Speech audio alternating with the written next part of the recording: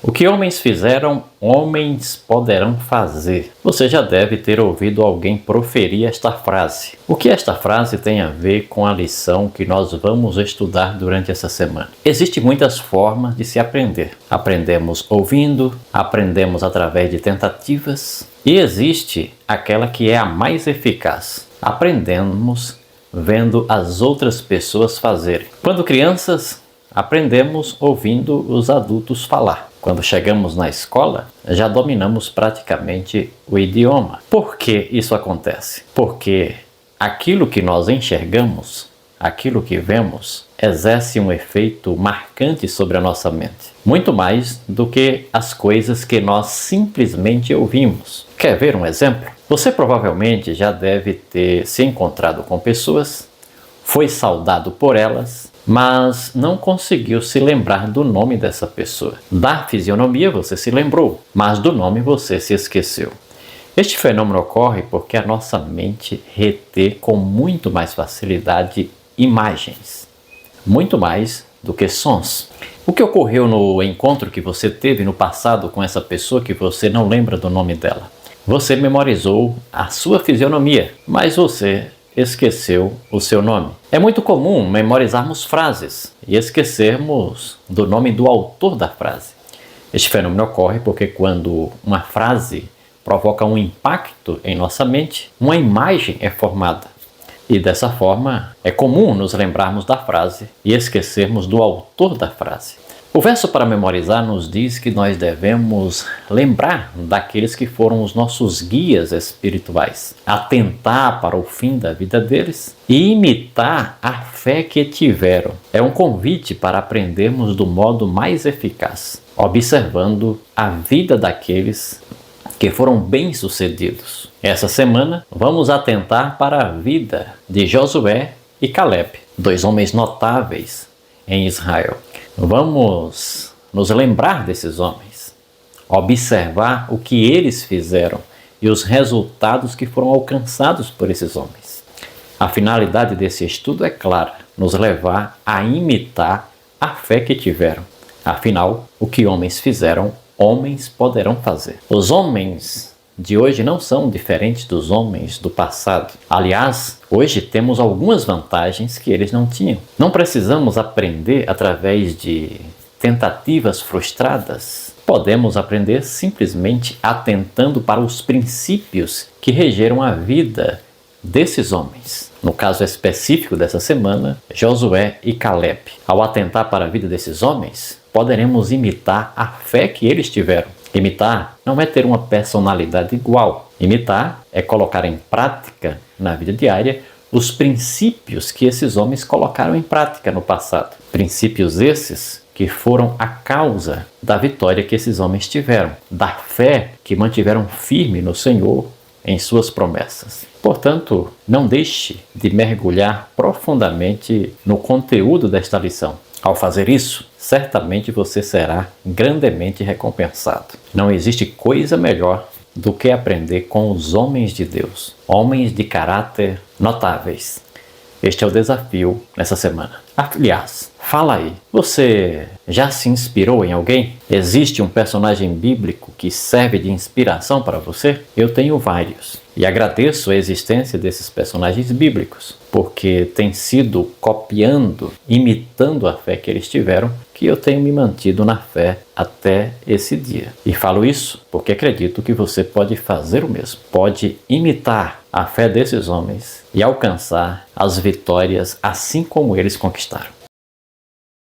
O que você faz quando a maioria discorda de sua fé? Você se cala com medo ou você se mantém firme, defendendo suas convicções? O relatório dos 10 espias foi que a terra era boa, muitíssimo fértil, terra que manava leite e mel, uma expressão usada para se referir à abundância de frutos que a terra produzia. Contudo, o relatório desses 10 espias falava da existência de gigantes.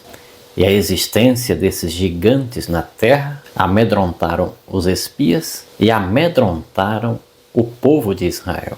Josué e Caleb concordaram em parte com o relatório, no sentido de que a terra era muitíssimo boa, era uma terra que manava leite e mel. Ambos os espias concordaram. Contudo, quando os 10 disseram que o povo da terra era mais forte do que o povo de Israel e que eles não poderiam conquistar a terra, neste ponto Josué e Caleb discordou. A pergunta que fazemos é: por que os 10 foram pessimistas e os 2, Josué e Caleb, foram otimistas? A resposta é: os 10 olharam para os obstáculos e avaliaram esses obstáculos de acordo com a ótica humana. Josué e Caleb tinham uma visão diferente e essa visão era sustentada pela promessa de Deus. A promessa de Deus era que Israel possuiria a terra. Deus daria a terra para os israelitas. Josué e Caleb foram sustentados por essa promessa. A visão deles não se baseava na existência de obstáculos presentes na terra, mas sim na promessa feita por Deus. Contudo, esse episódio nos mostra um fato interessante. Mesmo Josué e Caleb defendendo a sua visão sustentada na promessa de Deus, o povo ficou contra eles. Os argumentos de Caleb, baseados na promessa de Deus, não foram aceitos pelo povo. Mas a visão pessimista, sustentada pela ótica humana, pela visão humana, recheada do medo que é comum ao ser humano, essa foi a visão aceita. Isto é preocupante. Isto mostra que nós, seres humanos, temos a tendência de ficar desanimados diante dos obstáculos. Por que os 10 espias e por que os israelitas se comportaram dessa forma desanimados? A resposta é: eles esqueceram do que Deus até então tinha feito em benefício deles. Talvez uma pausa, como disse Salomão, não é bom proceder sem refletir, peca quem é precipitado. Uma pausa para lembrar dos feitos de Deus poderia ter levado os espias e o povo de Israel a ter uma visão otimista acerca da conquista da terra.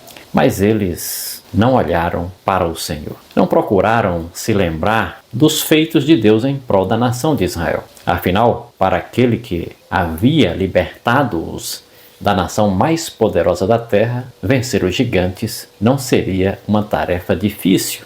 A pergunta que nós fazemos é: o que você tem feito para não se desanimar diante dos gigantes espirituais que tem enfrentado? O que você tem feito para ser como Caleb e Josué? O que você tem feito para ter uma visão não humana, corrompida pelo medo, mas uma visão sustentada pela palavra de Deus, que vê as coisas não como o ser humano vê, mas vê as coisas baseados na visão que Deus tem. Visão essa nos dada através de suas promessas. Enfim, Josué e Caleb nos dá um exemplo sobre como nós devemos viver. A nossa visão de mundo não pode ser uma visão sustentada pela ótica humana, mas deve ser uma visão sustentada pelas promessas divinas. O que você tem feito diante de tudo isso? Dê-me esta montanha. Este foi o pedido de Caleb a Josué. Imagine que você tem que preparar um terreno para uma semeadura. Você olha para o terreno e você tem a possibilidade de escolher aquela parte que se encontra limpa ou quase completamente limpa e outra parte que se encontra com mato. Você pode pensar da seguinte forma: a parte limpa é mais fácil, então vou escolher essa parte. Vai me dar menos trabalho para eu preparar o solo para a semeadura. Ou você pode olhar para a parte que está com mato e perceber que se tem muito mato é porque este terreno é mais fértil. Você vai ter mais trabalho para remover o mato, para arar o solo, mas certamente vai colher muito mais. O que você faria diante dessas duas possibilidades?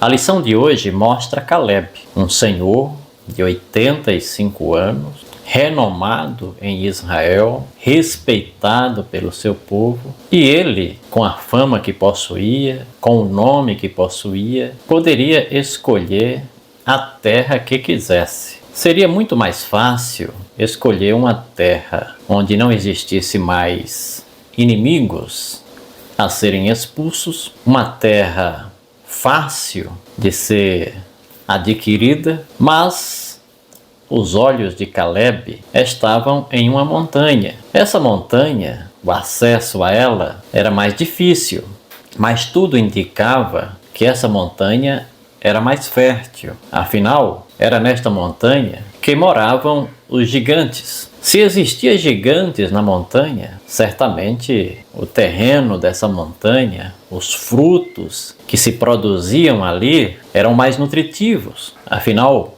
o povo dessa montanha eram gigantes, eram fortes, eram robustos. Contudo, existia um desafio. Para conquistar a montanha, era necessário expulsar os gigantes que ali viviam, e lutar contra gigantes não era nada fácil. Contudo, Caleb sabia o que significava viver pela fé. Pela fé, Caleb saiu do Egito, experimentou os milagres na terra do Egito, passou junto com o povo de Israel no Mar Vermelho, que se abriu milagrosamente diante dele.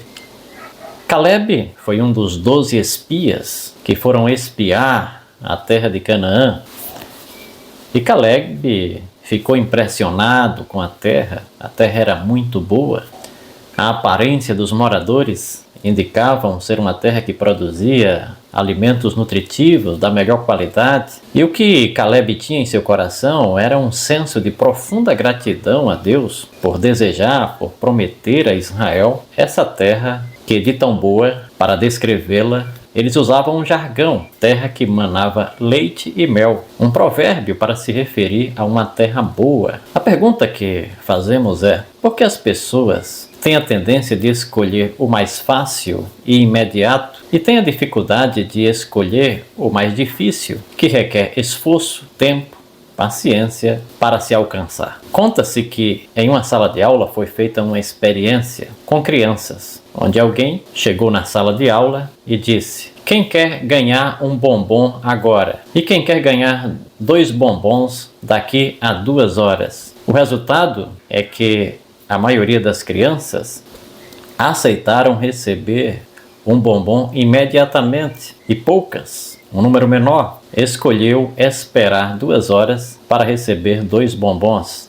Contudo, os pesquisadores puderam comprovar ao longo da vida que aquelas crianças que tiveram a paciência de esperar 2 horas para receber 2 bombons foram mais prósperas do que as primeiras. Ao longo dos estudos, tiraram as melhores notas, conseguiram uma graduação superior, conseguiram os melhores empregos e, como cidadãos, tiveram menos problemas, foram melhores esposos e esposas, enfim, prosperaram mais na vida do que as primeiras.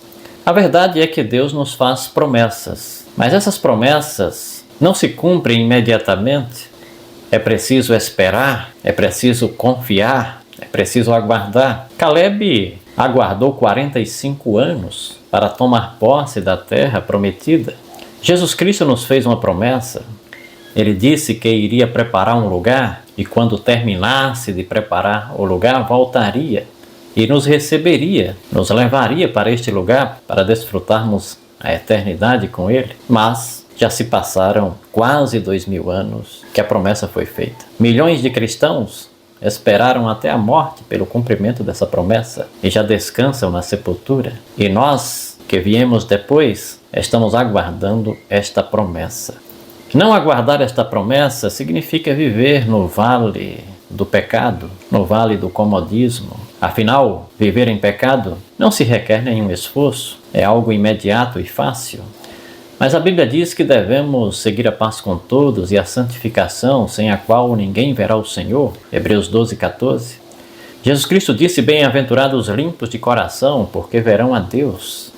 Viver em santidade certamente requer esforço, requer uma vida de oração, requer aprender de Deus constantemente, requer vigiar, mas os frutos que se colhem são superiores. A colheita prometida pelos que semeiam uma vida de santidade é a eternidade com Jesus Cristo. É uma vida que não tem fim. Como tem sido o meu comportamento? Sou como os 10 espias impacientes, desanimados, que não conseguem esperar e confiar nas promessas de Deus? Ou sou como Josué e Caleb, que temos a paciência necessária para aguardar o cumprimento da promessa divina? E não importa se ele vier hoje, ou vier amanhã, ou vier daqui a 50 anos ou 100 anos, iremos esperar até a morte ou até que ele venha? O poder do exemplo.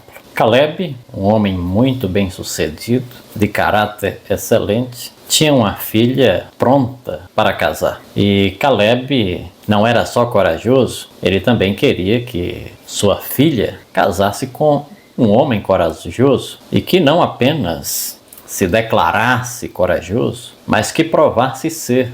Então ele faz uma promessa: quem conquistar aquela cidade, eu vou dar a minha filha em casamento. E um rapaz chamado Otoniel teve essa coragem de guerrear e tomar a cidade prometida por Caleb.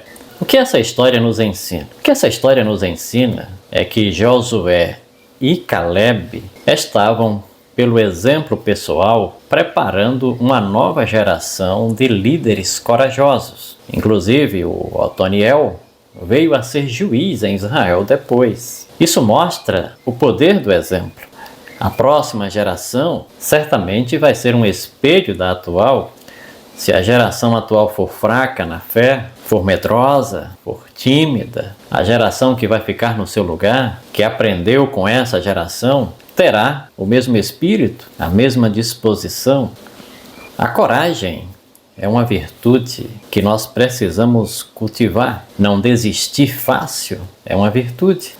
Ser insistente em alcançar aquilo que Deus nos prometeu é uma virtude aconselhada pelo próprio Jesus Cristo. Uma das histórias bíblicas mais marcantes é a história da viúva, que insistia que um juiz não muito bom, não muito atencioso, julgasse a sua causa. Esse juiz tinha fama de não ouvir, não atender homem nenhum. O sujeito era cruel, fazia as coisas quando queria e como queria, mas diante de uma viúva que entendia que sua causa era justa, que precisava ser julgada e que era necessário que o juiz desse o direito a ela, essa viúva, de tanto insistir, de tanto pedir que o juiz julgasse a sua causa, teve o seu pedido atendido. E Jesus usa o exemplo dessa viúva para nos estimular a reivindicar junto a Deus as promessas que Ele nos fez. Inclusive, ele termina de contar essa história e faz uma pergunta: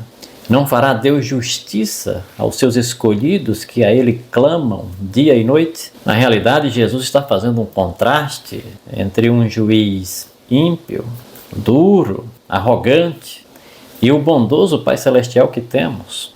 Se um juiz arrogante, ímpio, não foi capaz de resistir aos pedidos insistentes de uma viúva, não fará Deus, que é misericordioso, justiça aos seus filhos, aos seus escolhidos, que a Ele clamam, reivindicando suas promessas dia e noite? E Jesus termina dizendo: digo-lhe que depressa lhe fará justiça. Contudo, ele faz uma advertência: quando vier o Filho do Homem, achará porventura fé na terra? O que mais tem aumentado no mundo atualmente é o ateísmo. Em muitas partes da terra, igrejas estão se fechando. As pessoas estão deixando de esperar pelo cumprimento das promessas de Deus. Mas a promessa a nós feita é: aquele que perseverar até o fim, confiando em Deus, como Caleb, como aquela geração que foi sucedida por ele, que aprendeu com o exemplo dele e de Josué a confiar, a acreditar nas promessas de Deus. Esse remanescente fiel que continuar perseverando até o fim, a promessa de Jesus Cristo é que esse remanescente será salvo. Herói humilde. Jesus Cristo se declarou manso e humilde. Inclusive, ele estabeleceu um modelo de liderança servidora. Ele mesmo disse que não veio para ser servido, mas para servir e dar a sua vida por muitos. Josué, cujo nome é o mesmo nome de Jesus Cristo, em hebraico é o mesmo nome, já demonstrava no passado o mesmo espírito. Josué foi um líder tipo Jesus Cristo, um líder que priorizava os liderados, o bem-estar das pessoas que ele liderava, um líder humilde. A prova de que Josué era um líder humilde foi o fato dele receber sua herança por último, quando todo mundo já havia recebido a sua herança. Chegou a vez de Josué receber a sua. Lhe tocou por herança uma cidade simples chamada Timnat-Sera. O significado dessa palavra em hebraico significa porção restante, aquilo que restou. O que isso indica a respeito do caráter de Josué? Vivemos hoje em um país onde normalmente os líderes escolhem para si o melhor. Mesmo em nosso país, onde temos uma democracia, aqueles que estão no alto escalão do governo têm os melhores salários, os maiores privilégios. Josué é o contrário de tudo isso. Ao mesmo tempo, ao que parece, Josué resolveu escolher uma cidade tranquila, uma cidade calma, priorizando o lado espiritual. E que lição isto nos ensina? Muitas vezes, ao escolher, a prioridade é o ganho material ao invés do ganho espiritual. Lembro de uma situação que eu vivenciei, que eu presenciei, onde um rapaz recebeu uma proposta de ser sócio de uma pessoa rica. O rico tinha o dinheiro, mas não tinha o conhecimento sobre como operar o negócio. Então ele chegou para o rapaz e disse: vamos ser sócios, você entra com o conhecimento, eu entro com o dinheiro. Vamos abrir um negócio em uma cidade grande, no centro dessa cidade, e você vai ganhar muito mais. Do ponto de vista material, a promessa era tentadora, só que o jovem crente conhecia esse empresário, esse investidor, e percebeu que não era um homem que temia Deus e que não hesitava em sonegar impostos, em contrabandear mercadorias, se utilizar dos meios ilícitos para ganhar dinheiro, para prosperar. Conhecendo o currículo, esse jovem cristão imediatamente recusou a proposta. Recusou a proposta com o objetivo de não comprometer a sua vida espiritual, o lucro espiritual, o ganho espiritual. Isso serve de lição para nós. É melhor, como se diz aquele ditado, o pouco com Deus é muito e o muito sem Deus é nada. Como já dizia um pregador histórico da nossa igreja, ele dizia: prefiro chegar no céu com uma mochilazinha cheia de farinha do que chegar no inferno com uma pedra de ouro. A história de Josué deve nos levar a uma reflexão. Nas decisões que tomo no meu dia a dia, o que tem sido prioridade para mim? O ganho material ou o ganho espiritual? O lucro financeiro ou o lucro espiritual? O que eu estou juntando nessa vida? O Senhor Jesus Cristo disse: ajunte tesouro no céu, onde a traça e a ferrugem não corroem, e evite ajuntar tesouro aqui na terra, onde a traça, a ferrugem corrói, onde os ladrões roubam, porque onde estiver o seu tesouro, ali estará o seu coração.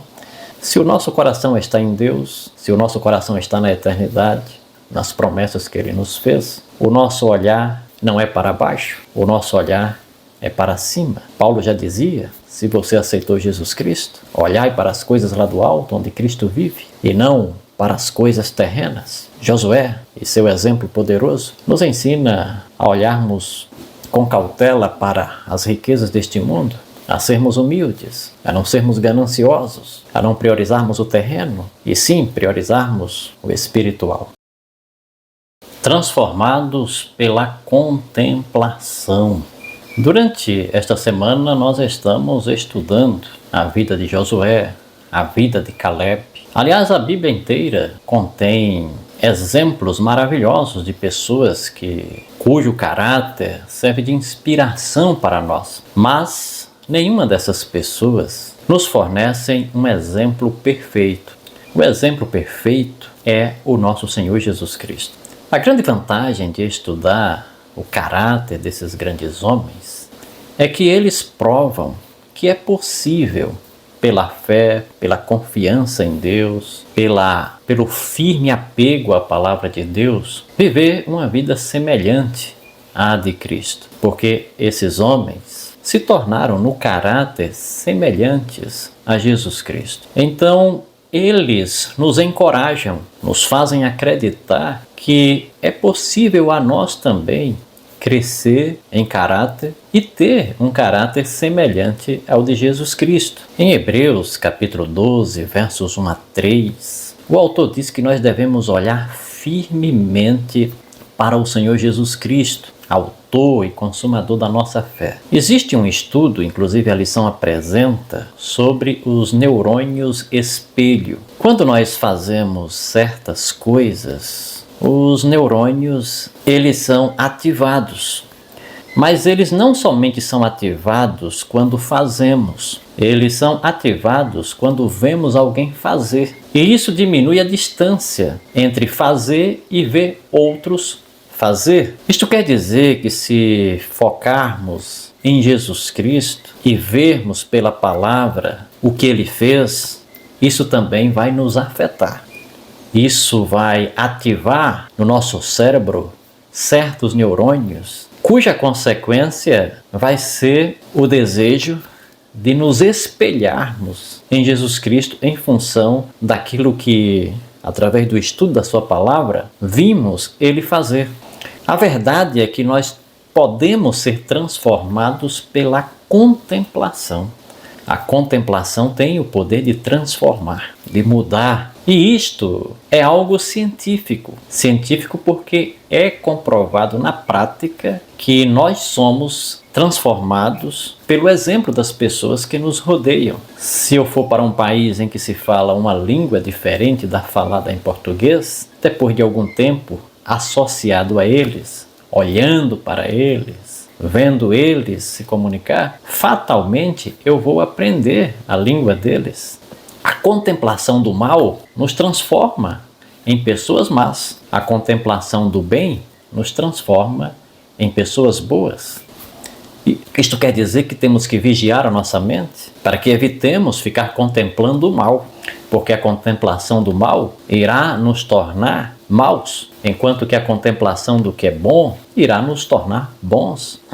A transformação pela contemplação é uma lei que não falha, infalhável. Se você decidir todos os dias contemplar Cristo e evitar a contemplação do mal, fatalmente, certamente, você vai se tornar semelhante a Jesus Cristo. Não irá se tornar em um dia, em uma semana, mas ao longo do tempo, certamente essa transformação se efetuará. O exemplo mais marcante é o exemplo dos discípulos. Os discípulos, a princípio, em pouco tempo, não se tornaram semelhantes a Jesus Cristo. Os evangelhos mencionam eles sendo corrigidos aqui e acolá, mas ao longo do tempo, gradualmente, pouco a pouco, foram transformados. E quando Jesus ascendeu ao céu, que eles continuaram a obra pregando o evangelho, os inimigos reconheceram que eles haviam estado com Jesus.